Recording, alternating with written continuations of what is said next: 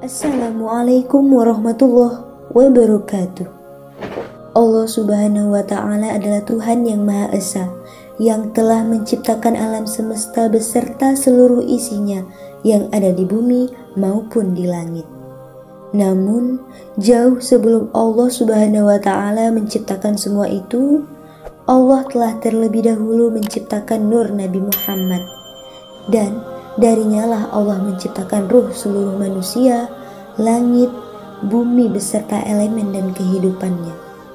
Allah kemudian mengabarkan kepada para malaikat tentang rencananya yang hendak menciptakan Nabi Adam alaihissalam sebagai khalifah di bumi. Hal ini sebagaimana yang tercantum dalam Al-Quran yang berbunyi, "Ingatlah ketika Tuhanmu berfirman kepada para malaikat, sesungguhnya Aku hendak menjadikan seorang khalifah di muka bumi."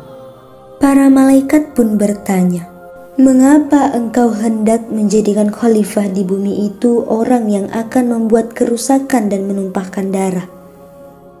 Padahal kami senantiasa bertasbih dan mensucikan engkau." Allah menjawab, "Aku mengetahui apa yang tidak kamu ketahui." Quran Surat Al-Baqarah ayat ke-30. Para malaikat menyangka khalifah yang hendak Allah ciptakan tersebut akan membuat kerusakan dan menumpahkan darah di bumi ini. Dan padahal saat itu Nabi Adam belum diciptakan. Sebab sebelumnya mereka mengetahui bahwa di bumi pernah terjadi kerusakan dan pertumpahan darah yang dilakukan oleh penghuninya. Nabi Adam memang manusia pertama di bumi, namun bukan berarti beliau penghuni pertama di bumi.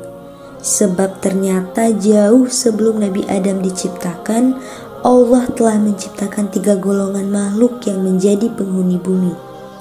Mereka semua akhirnya dibinasakan karena membuat kerusakan dan pertumpahan darah di bumi.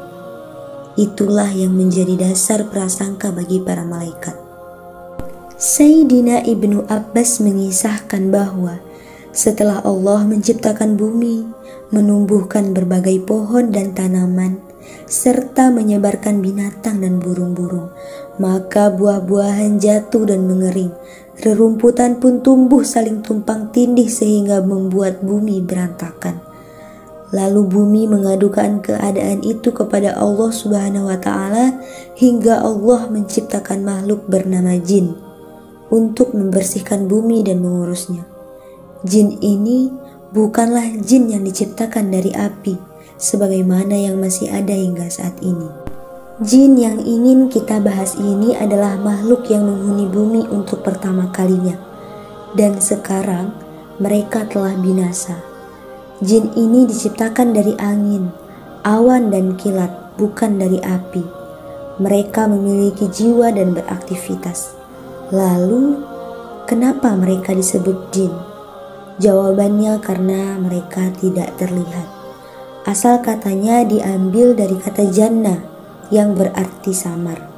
Sedangkan jin yang diciptakan dari api disebut jin karena dulunya mereka merupakan penjaga jannah atau kebun surga. Jumlah dari jin penghuni bumi itu sangatlah banyak. Mereka menyebar ke segenap penjuru bumi. Bentuk mereka beraneka macam. Ada yang putih, hitam, merah, kuning, bercak-bercak dan bertotol-totol. Sebagian dari mereka ada yang normal, yang tuli, yang buta, yang menawan, yang buruk, yang kuat dan yang lemah, serta terdiri dari laki-laki dan perempuan.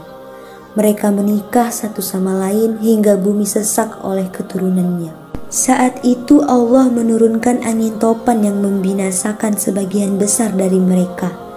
Hanya sedikit di antara mereka yang tersisa. Mereka yang tersisa inilah yang pertama kali membuat rumah, membelah batu, memburu burung dan binatang liar. Mereka lalu berbuat aniaya di antara sesamanya. Mereka saling berperang, namun bukan dengan senjata, melainkan dengan cara memboikot rumah musuhnya hingga musuhnya tersebut kelaparan dan mati. Bumi lalu mengadukan persoalan ini kepada Allah hingga Allah menciptakan makhluk lain bernama bin yang perawakannya lebih besar dari jin. Mereka membinasakan jin hingga tak ada satupun yang tersisa. Dengan demikian, dalam satu riwayat mengatakan bahwa jin menempati bumi ini selama 500 tahun. Apakah 500 tahun pada masa itu sama dengan 500 tahun saat ini? Jawabannya, wallahu a'lam. Hanya Allah lah yang maha tahu segalanya. Bin adalah makhluk yang lebih kuat dan hebat dari jin. Ia mampu menembus lapisan bumi hingga bumi yang ketujuh. Merekalah yang pertama kali membuat sumur, menggali sungai dari mata air, dan mengalirkannya ke laut. Mereka juga yang pertama kali membuat roda dan membangun jembatan. Mereka gemar menangkap ikan di lautan dan berburu binatang liar di daratan secara berlebihan, hingga menyebabkan binatang-binatang di bumi hampir punah. Oleh karena itu, semua binatang yang ada di darat dan di laut mengadukan tindakan bin yang sering memburu mereka secara berlebihan. Kemudian Allah mengutus makhluk lain bernama Jan yang diciptakan dari nyala api.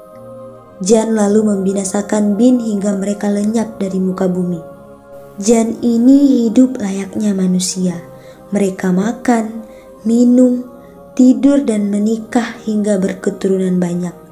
Mereka juga ada yang beriman dan yang kafir. Di antara mereka ada yang bernama Nahabir dan Nahamir. Jan lalu memerangi bin hingga mereka binasa. Setelah bumi dikuasai oleh Jan, mereka berkembang biak dan memenuhi bumi.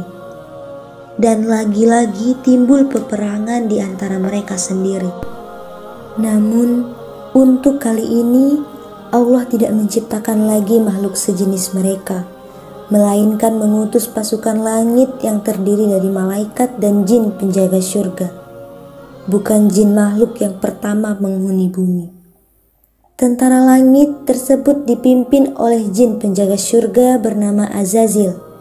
Itulah sebabnya sekalipun Azazil bukan dari golongan malaikat, tapi dia digelari sebagai Sayyidul Malaikat atau pemimpin para malaikat. Namun karena keberhasilannya itu pula dia merasa angkuh. Dia merasa dirinya makhluk Allah yang paling hebat. Karenanya ketika Allah memerintahkan semua penghuni langit untuk sujud kepada Nabi Adam, hanya dialah yang menolak. Dia yang kemudian dikutuk menjadi iblis, dan keturunannya lah yang sekarang mengajak manusia untuk ingkar kepada Allah Subhanahu wa Ta'ala. Semoga Allah Subhanahu wa Ta'ala senantiasa menjaga kita dari godaan syaitan yang terkutuk. Wallahu a'lam bishawab. Assalamualaikum warahmatullahi wabarakatuh.